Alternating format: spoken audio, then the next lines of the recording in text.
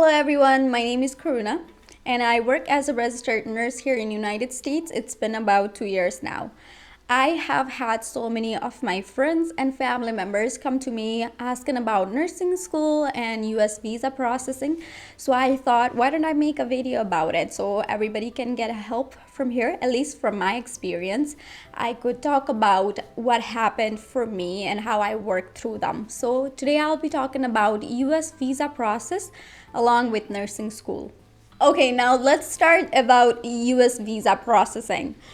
So once you're done with your high school, you do have to start looking for IELTS, TOEFL, and SAT score. There are some of the university that don't really require them, but most of them do. So it's recommended that you do IELTS, TOEFL, and SAT score so you can get higher scholarship and it's easier to pay your tuition fee once you are here in the university. So once you're done with those, you start submitting your application to the university that you want to pursue in.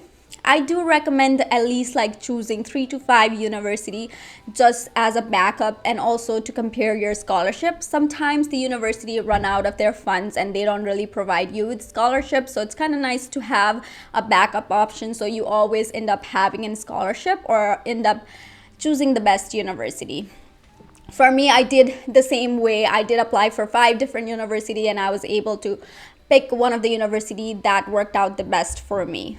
So once you are done with that, once you receive your I-20 from the university that you want to go to, then you pay your SAVIS fee. That's the number that comes in your I-20. So once you pay your SAVIS, you take that and they take that information and you do have to book an appointment with US Embassy.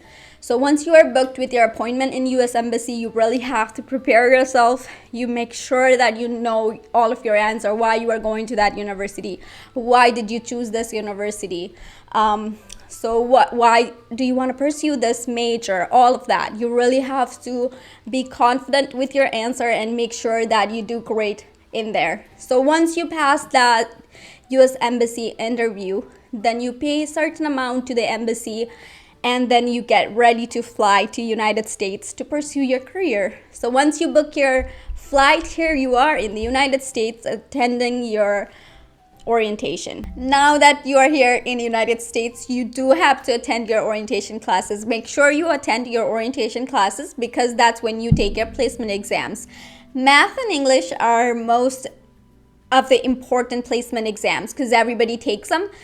You might even have to take biology or physics depending on which major you are pursuing in. You do have to talk to your student advisor and they might be able to help you see if you really have to appear on those exams.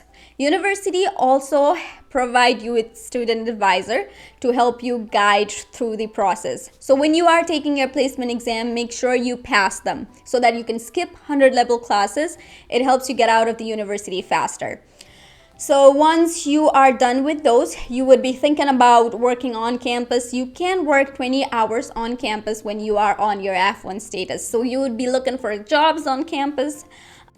Let's talk about the major classes now. So once you are done with your prerequisite for a year and a half, then you start looking for your major classes. Let me talk more about nursing because that's what I did. So once you're done with your prerequisite, some of the university do HESI, some of them do TEAS. So it depends on which university you are in. You can also talk to your nursing advisor about what kind of exam you would be appearing on. So you do have to take those exams to be able to get a seat in nursing school. And it's very competitive. Sometimes they only have certain seats and there are large number of people applying for the same seat. For me, when I was appearing on the exam, we had 103 people applying for 45 seats. So for sure, it's very competitive. And they also look at your GPAs or your extracurricular activities alongside of your HESI or your TEAS score. So when you are appearing on your HESI or TEAS exam, keep in mind that some of the university only allow you to take them 2 or 3 times. So ask your nursing advisor and then make sure you prepare yourself to get a seat in those 2 exams or your first try. So once you get into the nursing school, yay for you, but it's the only gate. You are just going into the nursing school. The hard is yet to come.